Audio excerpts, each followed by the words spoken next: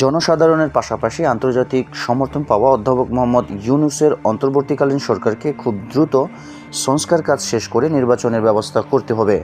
সেটি করতে ব্যর্থ হলে বাংলাদেশে আবারও স্বৈরাচারী শাসনের উত্থান হতে পারে বলে মত প্রকাশ করেছেন বিশ্লেষকগণ।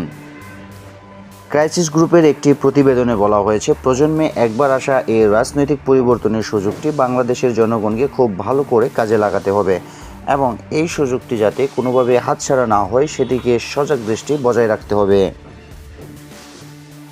প্রতিবেদনে আরও বলা হয়, এই অন্তর্বর্তীকালীন সরকারকে আন্তর্জাতিক সম্প্রদায়ের সমর্থন করা উচিত এবং জনগণের উচিত সরকারকে তাদের সংস্কার কাজে সহায়তা করা।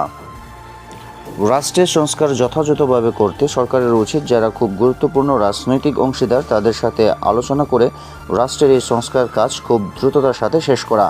তবে এই অন্তর্বর্তীকালীন সরকার যদি রাষ্ট্র সংস্কার করতে ব্যর্থ হয় তবে তা আরেকটি স্বৈরাচারের উত্থানকেই ত্বরান্বিত করবে বলে মত প্রকাশ করেছেন বিশ্লেষকগণ।